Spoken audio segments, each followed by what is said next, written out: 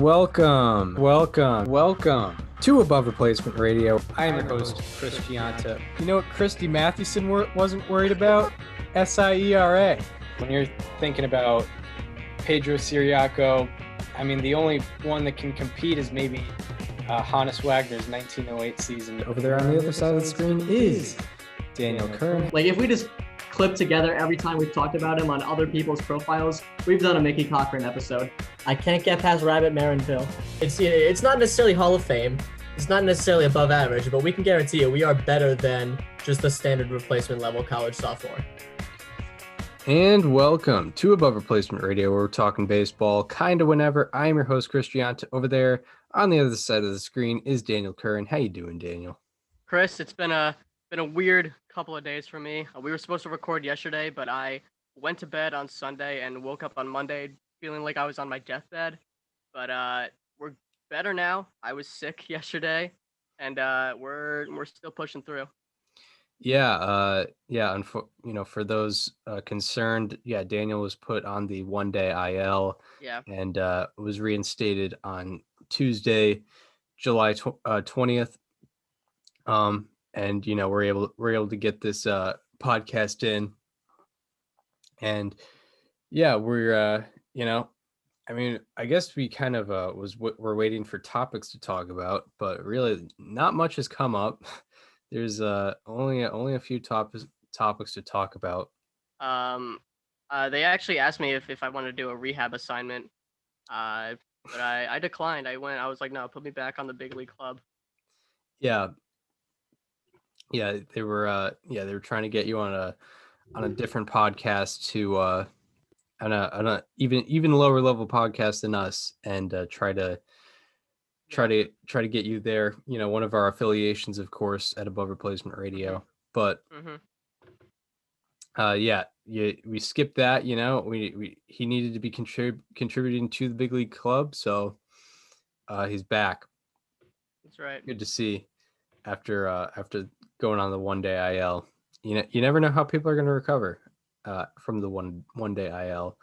But only a couple topics to talk about. I think the biggest news of the week was you don't usually see things like this happen in the middle of the season, but the White Sox did pretty much exactly what they were supposed to do, and they extended Lance Lynn 2 years, $38 million, and is there an option at the end of that?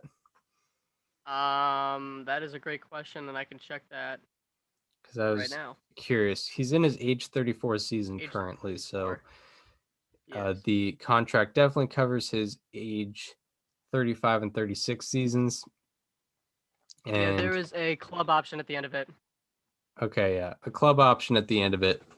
2 years, $38 million with a club option. I think this was this is what you needed to do as the White Sox. This Lance Lynn is leading the American League currently with a 1.94 earned run average. He has a good FIP as well because he strikes a lot of guys out. He throws strikes, puts it in the zone. There is really nothing. I don't really see any downside to this deal. Lance Lynn he's always been a very good pitcher. He had one bad season in 2018. That was his second full season coming off of Tommy John surgery. But yeah, I remember he's had quite the comeback, because I remember essentially laughing at the Rangers for giving him $10 million a year in his age 32 season, and now the White Sox are giving him $19 million a year from age 35 on, and I'm like, yeah, good for them. That's the right move. Yeah. He went there was that he was in that playoff game against the Red Sox when he was at the Yankees with his shaven face, which I can't imagine he was a big fan of, and I'm pretty sure I heard he fell off the mound on one of those pitches because I was listening on the radio at the time because I was on the way back from something. But yeah, it was not a good scene. It did not look good for Lance Lynn, and then it just got that random 3-year, $30 million deal, and it couldn't have worked out better for the Rangers. And then, they ended up pulling off that trade. And I mean, I'm looking up I'm looking up where Lance Lynn might rank in B War since 2019. I imagine he's got to be at least He's got top to be. 5. Yeah, it might be like deGrom and then Lynn. All right, single season totals. Not looking for that. Combined seasons or careers since 2019. Yeah, Lance Lynn is number 2, right behind Jacob deGrom. Called it. Yeah, it's something. He has definitely been one of the best run preventers, especially considering like the defenses that have been behind him before Chicago in Texas. Yeah, he has since 2019 a 3.16 ERA, at 27.5% strikeout percentage, 152 ERA plus in 390 innings, and I think he's been one of the biggest grinders out there. I'm pretty sure too. I think he's up there in terms of innings pitched since 2019. I know he led the league in the year 2020. Lance Lynn is 5th in innings pitched since 2019. He's taken a little bit of a step back this year, but yeah, it's and I think it sets, the White Sox have been setting up for like the early 2020s to mid 2020s, and this is just another deal that sets them up for success in the very near future. Yeah, it certainly does. I think the next move is figure out a way to keep Carlos Rodon pretty clearly, because I mean that guy is the favorite for Cy Young right now. He leads the American League in virtually every stat except for ERA, like Lance Lynn does. But he's been incredible this year, and Lance Lynn. I mean, yeah, of course, this was a guy that you wanted to extend. This was a guy that has always, like I mentioned, always been a good pitcher, but he really redefined himself in Texas, and he's done that same thing in Chicago. He also brings, a veteran presence. I think a lot of people forget that when Tony La Russa had that episode where he was fine with the Twins throwing at Mercedes, Lance Lynn straight up, he came forward and said, well, I've been in the game for 10 years and the atmosphere has changed. Keep in mind, Lance Lynn debuted with Tony La Russa as his manager for the 2011 Cardinals. So I mean, that's the guy who brought you into the league, and Lance Lynn was kind of standing up to him. That's the kind of guy the White Sox want in the clubhouse, and it's the kind of guy they're gonna have for at least the next 2 years beyond this one. Yeah, absolutely. Great point you bring up there. Like that's a team, that's someone, that teammates want to be around, and teammates want in the clubhouse. Yeah, and he's gone a little bit under the radar, but he has been one of the best pitchers in baseball since the start of 2019, and it's not really a small sample size whatsoever, thrown almost 400 innings in the span. Yeah, I mean, I don't really have much else to say on it. I mean, it's just a great deal for Lance Lynn. It's a great deal for the White Sox. I mean, they keep locking up guys. I mean, you didn't expect Carlos Rodon to be what he was this year, but I mean, I know they have Keuchel through the end of next year. Giolito's under control for a while. So is Jimenez and Robert. And Jimenez signed that deal before he ever got on the major league field. Tim Anderson is under control for a good amount of time. I think through 2023 or something like that. Yeah, he has club options for 2 years. Yep, and then they've got Grandal through 2023. Yeah, they've set themselves up so that they don't have to make too many big decisions come off-season time. Just maintaining the roster. They're doing an extremely good job of that. They traded for Lance Lynn this past off-season, which was a very, very smart move to do. And now they're doing an even better move in extending him. It's good to see from a White Sox perspective. Anything more on this deal? No, I got nothing. It's a good move. Like, it's the move that the White Sox Like it's a move that tells us that they are actually committed to winning, not just this year, but going forward. Yeah, right. Exactly. I wonder if there's any unique Statcast things on Lance Lynn. I don't like. I think We've come a long way since the Grandal contract was the biggest one the franchise has ever given out. Like it still is, but since then they've signed Liam Hendricks, they've extended Jose Abreu, they've extended Lance Lynn. Like this team has broken their narrative of not spending too much in pursuit of winning games, and I think that's something that every fan would be happy to see. Doesn't matter if they're a White Sox fan or not. It's good to see teams. And granted, yes, they are in Chicago, they're in a large market, but they're not a franchise that notoriously spends a lot of money, and they're doing it now. So I mean, good for them. yeah, absolutely. And I think they know what they have. I think they know what the possibilities are with this team. There's potential. There's potential for a championship and Yeah. potential for multiple championships in this year and in the future. So luckily they've identified that and stuck with it, and put some financial commitment to that in order to make sure that this train keeps moving on the south side. Yeah. So that's the Lance Lynn deal. Big congrats to him and the White Sox and White Sox fans. Other other big news, Lance Lynn, he's second in pitcher B WAR since the start of 2019. The man in first place in that category is now going to the IL. Jacob deGrom making his second trip to the IL, and probably the two worst indicators in baseball: forearm, in terms of words, forearm tightness. Uh, you know, Going on the IL. I mean, I imagine he comes back. I imagine it's not too severe, but it just doesn't. It doesn't. It never looks good. Forearm tightness just never looks good. No, it doesn't. We can only hope for the best because, I mean, you and I both know what the worst case scenario is in this scenario. Um, but what does this say about deGrom? His pitching style, because I mean, he is the hardest throwing starting pitcher in the league. He might be the hardest throwing starting pitcher of all time. And this is what we're looking at with him, where he's going to the IL for the second time.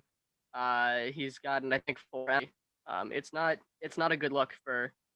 I think deGrom, if he had to lay off the fastball velocity, he would still be fine because his curveball and his off speed are still ridiculously good.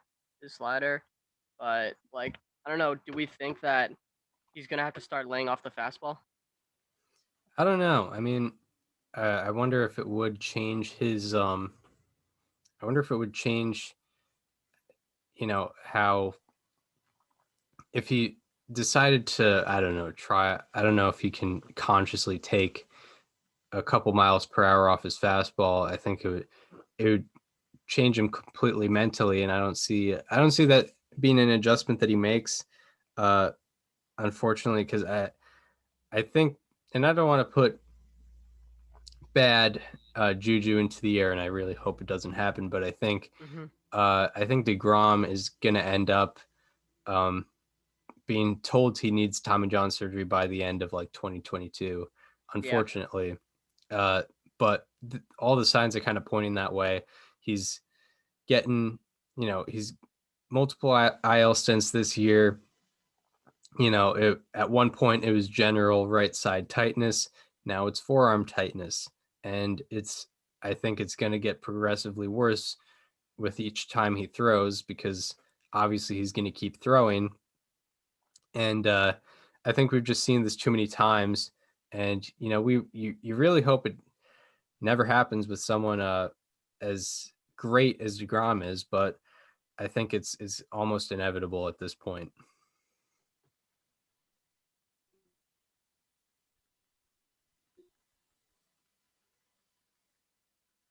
Yeah, it's sad that like we were looking at one of the greatest pitching seasons of all time. And I know that this is only a 10-day IL stint. This feels like something that goes beyond 10 days. Yep. Yeah, I mean, personally, I mean, every case is different, Like, but it'd be a shame if this is how one of the greatest pitching seasons of all time ends, and we're talking about what would he have done if he got to that 100.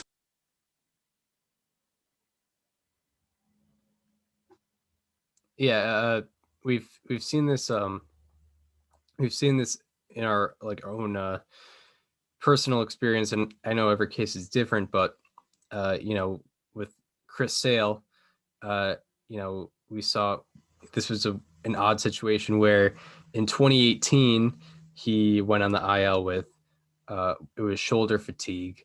Then he came back for one start, had this amazing start. He looked great. He's thrown as hard as he was all season. Then, um, then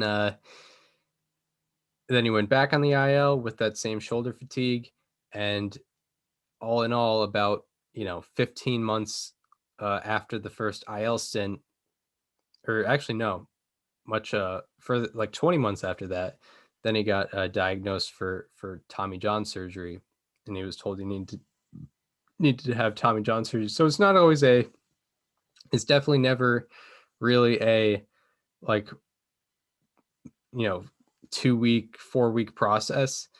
It can take place over multiple years, and I just kind of see that with happening with Jacob deGrom. Unfortunately, I hope I'm wrong, but I just kind of see that process being laid out for him, unfortunately. Yeah, I mean, I hope you're wrong as well. I want to see Jacob deGrom go out there and dominate as much as I can. This is probably this stretch that he's had between 2018 and now is probably the greatest multiple year stretch of pitching I've ever seen in my entire life. And granted, I'm only 21. It's not like I've been around that long, but I mean, this is once in a generation, if that, type of pitching we've been seeing from deGrom. And it's a guy that you want to see out there as much as you can. Yeah, this is it's probably the most dominating stretch since 99 to 02 Randy Johnson, or Or Pedro. 1997 to 2000 Pedro. I mean, maybe you throw Johan Santana's name in there. I'm not sure, but deGrom might be, his numbers might be even better. I was gonna say I think they would be as well. Yeah. But yeah, I mean, it would be, and this is his best year so far. It's been better than all the other years in this stretch, but his velocity has incrementally increased. It's gone up like almost 5 miles per hour in the last 5 years. So, and it's a positive thing, but it can do some stress to your elbow. And there hasn't been any reported elbow problems, but forearm tightness is usually an indicator. Just last year, Justin Verlander went on the IL with forearm tightness, and then about a month later, he said he needed Tommy John surgery, which was also very unfortunate. But these are things that these are how the sequence of events plays out. Again, hope I'm wrong, but yeah, I think the indications are obvious to how negative it would be for not only the Mets, not only Jacob deGrom, but for all of baseball. Anything more on the potential here with Jacob deGrom? I think that's all I had. I mean, I guess if he's on the IL for longer than 10 days, I think it might change how we view the National League East. But I mean, the National League East is so weird in general right now. Yeah, it is. I mean, like, there are 4 teams that could conceivably win the division.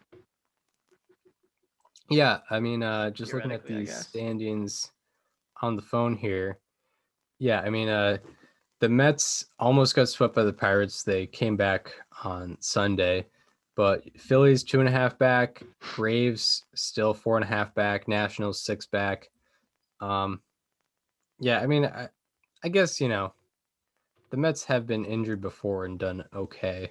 I think the Mets still definitely the favorites, but even potentially without deGrom. But I don't know. It might shake up things a little bit, but I'm not sure. Thinking back now. Yep. All right. By the way, we were just speaking of the NLEs. We were talking about this off air. Juan Soto has collected 1 F-WAR, a total win above replacement in 4 games since the All-Star break. Oh yeah, yeah. And shout out He has to 5 home runs hit in 4 games. Slash line of 588, 650, 1588. I don't even know what that sum would be, but it'd be at least what, like a 2100 OPS in 4 games, and it is 4 games, but I mean it is also a 2000 plus OPS and 1 win above replacement in 4 games. is it 588 plus 1588? No, 650 plus 1588. Oh, okay. I think that's in the 2200 range. Probably. 650 plus 1588. 2238 That's is pretty his good. OPS. I'm gonna look at his StatCast in this span. What is hard hit percentage, barrel percentages? It's got to be. He's had 20 plate appearances. He's hit 5 home runs, 8 runs scored, 11 RBI. 11 RBI in 4 games. I know we don't look at RBI, but that's crazy. It is crazy. It's absolutely nuts. Yeah, July 16 is the date. So yeah, 25% home run percentage. That's pretty good. I think that puts him at a good pace. 71% hard hit percentage. 5 barrels in 20 plate appearances. 5 barrels on 14 batted ball events. So over 33% of his batted ball events have been barrels, which are, you know, barrels are pretty rare. The league average is about 7%. He's 5 of his 14 batted ball events have been barrels. It's really something. And shout out to Sarah Langs, who there was an article featured on Baseball Savant where she was saying that he's due to have a giant second half, and I don't think she expected this much this early, but I mean, it's crazy. But she did point out some really interesting things about, you know, obviously there's if you watch the home run derby, Soto said that the home run derby was going to fix his swing because he was hitting too many ground balls. And I mean, you know, looking early at it, out of 14 batted ball events, only 6 have been ground balls. So he's below. He was at a 55.4% ground ball rate before the second half started, and now since the home run derby is at 42.9%. So I guess, you know, in this small sample size, it's gone down a little bit. And she also pointed out the difference in slugging and expected slugging. It was about 100. You know, it's funny because Soto had the 8th lowest average launch angle in the 2020 season, and he also had an 1185 OPS with the 8th lowest launch angle. Yeah. 4.3 degrees. Yeah, launch angle, it's just usually very independent. Unless you're like in the negatives, then probably not great. But yeah. But yeah, I mean, it's pretty independent to how you do. But yeah, I mean, it's pretty amazing what he's been, and like no chumps either. I mean, I guess, you know, he played the Marlins last night, but he was doing this against the Padres and their pitching staff. Most of it was against the Padres. Yeah, 3 out of 4 games against the Padres. You know, I think their bullpen ERA is either top or very close to it. Yeah. Yeah, very, very good to see from from Juan Soto. Some positive news out of the National League East. Juan Soto just absolutely baseballs. mashing baseballs. Yeah, the average batted ball from Soto since the start of the All-Star break has a 97.7 mile per hour exit velocity. That's great. More home runs than strikeouts. He's got 5 home runs, 3 strikeouts, 3 walks. Yeah, it's great. Hopefully he's able to continue it. It's putting on a show for sure. Anything more? We had an interesting social media moment last night. Yeah. Oh my God, we definitely need to talk about that. Yeah, everyone's the most anticipated collab of the century, of course. Travis Scott posted on his Instagram story a picture of him and Rob Manfred, which was the funniest thing I've ever seen. I don't care. It was an absolutely beautiful picture. Yeah, like it was one out of all the pictures from last night. That's probably the one I least expected to see. Yeah, I'm surprised either of them knew who the other was, and also like, how much of Travis Scott's like fan base do you think knew who that was? Like 5%? I mean, yeah, I'm not sure. Like, I'm not sure. Because if you say Rob Manfred, I think you get more people would know that than know his face. So, like, how many know who Rob Manfred is, and how many would recognize Rob Manfred in a picture like that? Yeah. Like what context could it have been where they were hanging out? Like is MLB doing some marketing thing with Travis Scott? That's what I hope it is, because I think that'll attract a newer audience into the game, which is, that's always, that we are always welcoming that.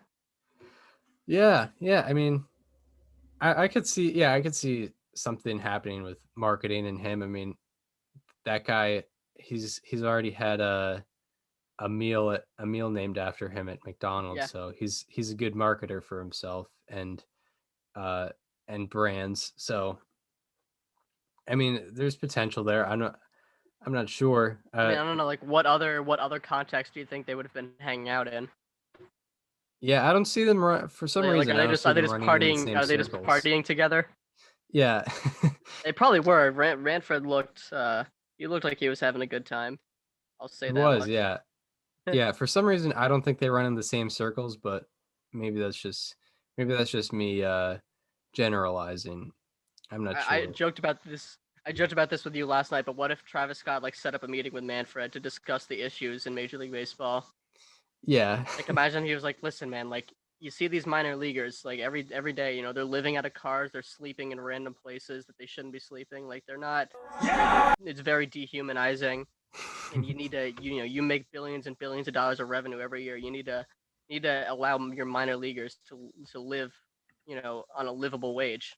Straight up. Yeah, that would be a shock. Like that would be a good way to lure Manfred in. He's like, I want to do a marketing thing with MLB, and then he just traps him in, and he's just talking about real issues that that baseball fans really care about. Listen, man, you better put the universal DH in next year. Straight up. Yeah.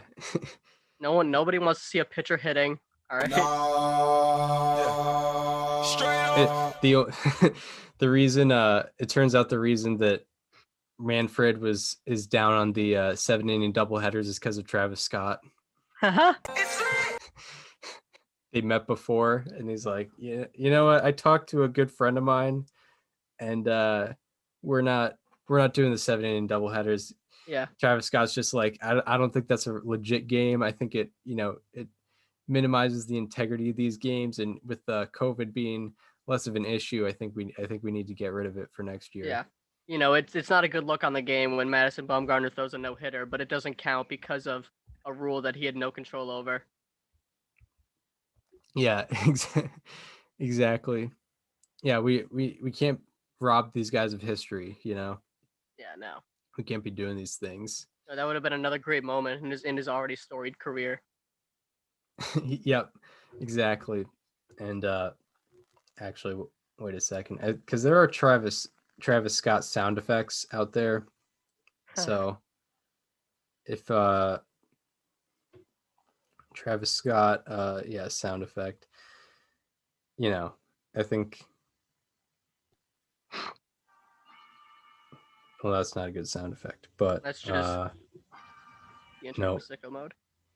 Yeah, that's just sicko mode, so apparently not. But I know he has those line, like those sound effects at the end of some of his lines where he's like, Yeah. it's lit, or straight up. I know he says it differently, but those would be funny to add at the end of statements about Major League Baseball. Yeah, just a weird scenario happening there, but you gotta love it. You gotta love to see that. Admittedly, I'm not really someone who laughs out loud like genuinely a lot. But when I saw that picture, it cured my entire sickness, honestly. Yeah, thankfully. I mean, was- yeah, The funniest thing I've ever seen. yeah. I mean, just the biggest curveball you could have given us last night. It was really something. All right, so I guess that leads into the part we've most prepared for. Really, the only part we've prepared for today, since there really hasn't been much going on outside of the luckily that Lance Lynn deal happened. Otherwise, not much. But the part we've most prepared for now for our Tuesday, July 20th, 2021 edition of How about that? Who Do You Have For Us Today? Chris, you and I, we try to make sure that every team is represented, every fan base, in these segments and just in the show in general. But every now and then, we do have some players and teams that we do openly root for. We're not shy about who we really like in the league, who we really don't like. We both, everyone knows that we're Red Sox fans. So with that being said, my how about that is Robert Glenn Ray. Yeah. Because he deserves it. He leads the American League in ERA since June 1st with a 2.11. He also has 12.69 Ks per nine, 2.52 FIP, and a 1.8 FWAR, which are all second in the American League since June 1st. The only person above him is Carlos Rodon.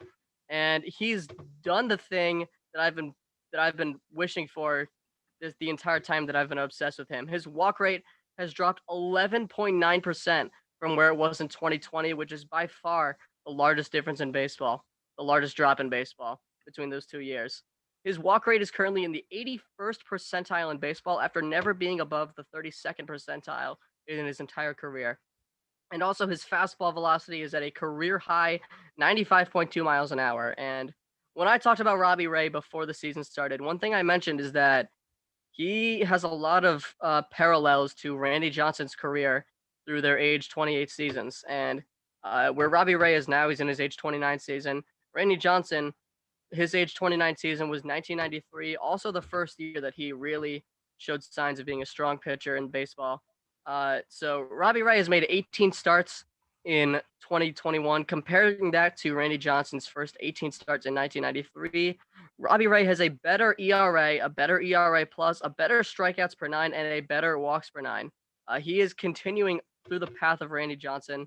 And obviously this is the easy part if you're going to completely do Randy Johnson's career over again. But I mean, we are finally seeing who Robbie Ray can be. He had a great 2017, but he also had a relatively high walk rate that year. This year, he's pretty much cut the walks essentially in half from what his career numbers are. And he is showing signs of being a legitimate ace. He is entering the Cy Young conversation as we speak. And I am so happy for him. Yeah, Robbie Ray. How about that? Yeah, I mean, legit. Same. I mean, yeah, kind of same career path as Randy Johnson. Just based on the fact that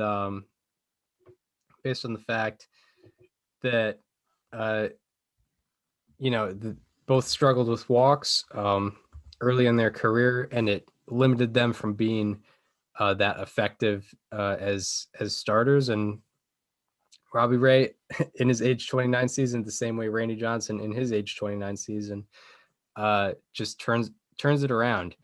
And Randy Johnson actually had it was a pretty inspiring thing for how he was able to turn it around. I don't think Ray had the exact same thing. I think he just did it Aiden, without. did he must have like talked to Jacob deGrom or something, right? Oh right. Oh yeah. Johnson. Yeah, Johnson also spoke to Nolan Oh, Ryan. that's what I about it. thought you were referring to. But yeah, there was a Nolan or Johnson also. Randy Johnson's father like passed away like close to 1993 or like before the 93 season, I'm pretty sure. And Johnson was like, I have to make sure to make him proud or something like that. Check out part 1, episode 88 for more context on that situation. But Robbie Ray is doing similar, like odd to say, it sounds ridiculous, but he's doing similar things to Randy Johnson, in the age range of Randy Johnson. Yeah, maybe he pitches till he's 45. I don't know. That would be very hard. I mean, this would mean he wins 2023 Cy Young guaranteed. Oh yeah, and then he just goes on a ridiculous 2027 to 2030 run. Yeah. So be on the lookout for that. And he wins, and whatever team he's on, 2029 World Series champions. Whatever team he lands on. In a Game 7 walk-off. Yeah. Yep. Robbie Ray wins co-MVP of the World Series with another pitcher. With another pitcher who that would also mean in 2029 spring training he kills a bird. Yeah. So unfortunately for that bird, rest in peace to that bird. In the future. But we're not calling it. But we are. My how about that? I'm not quite the stan of this guy as you are of your guy, but he was a 2020 player to watch of mine, and he's I point him out because he grew up in Hebron, Connecticut, out of he was like he grew up like 25 minutes away from where I currently live. AJ Pollock, and AJ Pollock has just been dominating the month of July. I said he wasn't in the lineup off record, but actually he came in as a pinch hitter and had 2 plate appearances, and luckily he went 1 for 2, upholding his July resume. AJ Pollock in July is hitting .383 with a 1368 OPS. Also in July, his hard hit rate is 61.8%, and his barrel rate is 26.5% on batted ball events. His we mentioned earlier in the show, the average barrel rate. That's gotta lead the league, right? Like maybe Soto. I wasn't sure how to get barrel rate on Statcast, but I do have where he ranks in barrels in the month of July. His line drive rate is also 47.1% in the month of July. The average line drive rate is around 25%. He's at 47.1%. So along with the homers, he's able to get line drives, and he is currently tied with Vladimir Guerrero Jr., Shohei Ohtani, and Fernando Tatis Jr. for the most barrels in the month of July with 9. It's funny to have that company, that he has that company with him. It's almost better than if he just stood alone with most barrels in July. Vladimir Guerrero Jr., Shohei Ohtani, and Fernando Tatis Jr. That's the level Pollock has been at in terms of getting those barrels. And lastly, Pollock is tied for the lead in home runs and has the lead in slugging and OPS for the month of July. So, AJ Pollock. How about that? Shout out. Let me follow up your barrel rate question. Okay, interesting. So there are, let's see, how many players? So in the month of July, there are 183 players that have 25 batted balls, and among them, AJ Pollock's barrel rate is second, just behind Shohei Ohtani. Nice. Yeah. Not a bad guy to be behind. Not at all. Ahead of Vlad Jr., ahead of Fernando Tatis Jr., Reese Hoskins, Aaron Judge, and that's people that are, they're up there in the rankings. All right. I guess I should have gone a little deeper, but I didn't know That's that was all a right. possibility to go in depth with that. All right. So now we go from the highs to the lows. We're talking players and subjects that have been underperforming. So for our Tuesday, July 20th, 2021 edition of Slightly alarming. So who do you have for us today? Yeah, AJ Pollock, it's very, this guy is very lucky that AJ Pollock has been performing the way that he has, because this other Dodgers outfielder has not been performing that well or even close to it. I'm talking about Cody Bellinger today. He's been really struggling pretty much the whole season, and he's had injury issues as well. But regardless, on the field this year, he is slashing 164, 283, 276, 559 with 62 weighted runs created plus. His K rate is over 10% more than what it was in 2019 when he won MVP. And the particularly alarming things are what he's done recently. Since June 28th, he is slashing 082, 186, 131, 317 in 70 plate appearances over 17 games. And he is last among 181 qualifiers in the entire quadruple slash line since then, with -1 weighted runs created plus and -0.06 or -0.6 FWAR. Both of those are last as well. And one thing that I always look at with slumps or guys doing really well is a change in launch angle, change in batted ball tendencies. Bellinger's average launch angle on the season has skyrocketed to 23 degrees after his previous career high in a season was 17.8 degrees. So he's popping the ball up a lot more. And, in theory, he could be playing through an injury. He could still be hurt, and that's why he's been performing this way. But regardless, he's not doing anything to help the club from an on-field perspective. Yeah, Cody Bellinger. Slightly alarming. And as we predicted before the show, yeah, we have the same slightly alarming. You went since June 28th. I think that's the better sample. I just went since he came off his second IL stint, which Okay. I mean, I don't know if he's I'm not sure if he's healthy or not, but I mean, he came off the IL for the second time, and since then he's hitting 111 with a 486 OPS in 88 plate appearances.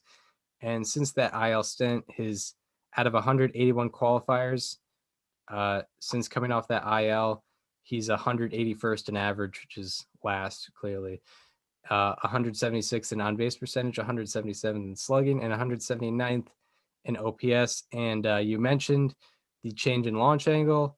His pop-up rate in this span is 20%, which is almost triple league average. Yeah, pop-ups are, anything above 50 degrees in launch angle, that's a pop-up. Bellinger is at 20% since coming off that second IL stint. So I don't know if it really would be an injury if you're popping the ball up. I mean, there's not much of a change in exit velocity the same way. Matt Chapman was someone you mentioned you had as a slightly alarming several weeks ago, and there was a big change in exit velocity because there might be a lingering injury from last year. Cody Bellinger, I don't think there's much of a change in exit velocity. It's just No, I think his career exit velo is at a career high. Yeah, Season. it's not that it's not him having a lack of power or zip behind the ball. It's him having more strikeouts, him having more pop-ups. So it might not be an injury at all. It might be just a bad approach, or just going on a big slump. So I don't know how much health has to do with it, but yeah, Cody Bellinger for both of us getting the Slightly alarming. So yeah, unfortunate for him and the Dodgers, but AJ Pollock able to hold his side of things and help out that Dodgers outfield. All right, so now on to a preview of the week ahead. Some of the series have already started. I look at, series. Daniel looks at the day-by-days. The only series I really have to tell you to watch is Giants-Dodgers. It is the battle for the top of the National League West. The Giants won 7-2 last night, as they kind of should have. I mean, it was Gonsolin versus Gosman. Gosman had a weird 3-inning performance where he had like 80 pitches. That was pretty interesting to see.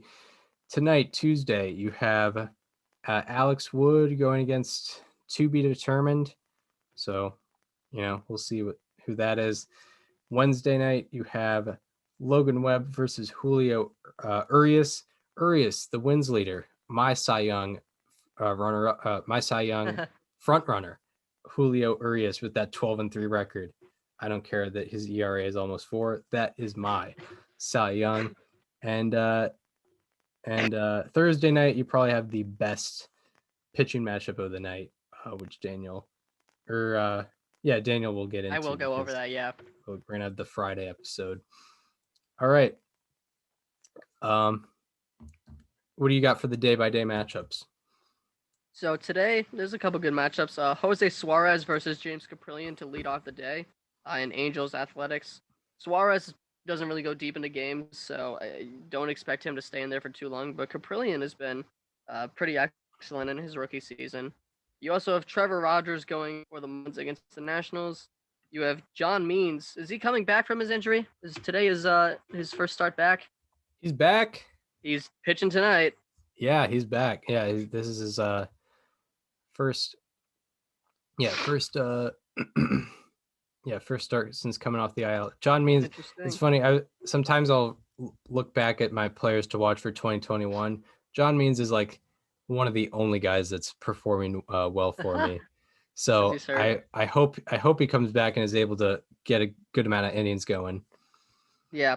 You got him going. You have Wade Miley going for the Reds against the Mets. You have a good, interesting matchup in Rangers-Tigers. You have Dane Dunning versus Tarek Skubal, two very young pitchers who are kind of figuring themselves out. And that's a good one. You have Luis Garcia going for the Astros tonight. You have Keuchel going for the White Sox against the Twins. You have Herman Marquez going for the Rockies against Marco Gonzalez, who has struggled, but he's still a name. And you have Alex Wood going for the Giants. I'd say the matchup of the night comes from Padres and Braves. You have Yu Darvish going against Kyle Muller. Muller's been very good this year in a smaller sample size. And then on a Wednesday, it's a Ray day. You have Robbie Ray going against the Red Sox. How about that? You have Charlie Morton going for the Braves in Game 2 of their doubleheader against the Padres. You have Marcus Stroman going for the Mets. You have Madison Bumgarner going for the Diamondbacks against the Pirates.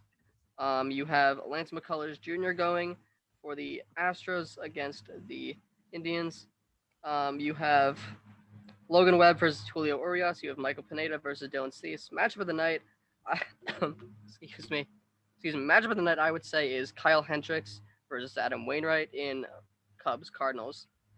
And then on Thursday, you have Max Fried going for the Braves against the Phillies. You have Adbert Alzolay versus Ha-Sung Kim. And then, so it's a very short, there's not a lot of games. Most of the stuff is unannounced, but the matchup of the day, this will probably end up being the matchup of the day, regardless of what else ends up being on the dock for that day. Anthony DeSclafani versus Walker Buehler. That's a really good matchup, two great pitchers. Each other in the finale, the series finale of Giants-Dodgers. Yep. Nice. Yeah, I actually was just looking up. James Caprillion was in the Sonny Gray deal. He was originally with the Yankees. Did not He sure was. Did not know that, but yeah, he was the 16th overall pick in the 2015 draft. So, yeah, didn't know he had that pedigree. All right. Well, that does it for Above Replacement Radio. The 134th installment. We hope you enjoyed this one. If you are listening on Apple Podcasts or Spotify and want to watch the conversation as it happens, go to our YouTube channel It is called Above Replacement Radio. And if you want to follow us on social media, follow me on Twitter at Chris_Gianta. Follow Daniel on both Twitter and Instagram at Daniel_current. And follow the show Instagram at Above Replacement Radio for all the show needs. And we hope you enjoyed this one, and we hope to see you on Friday, where we continue talking about all the happenings in Major League Baseball. Once again, we will see you then.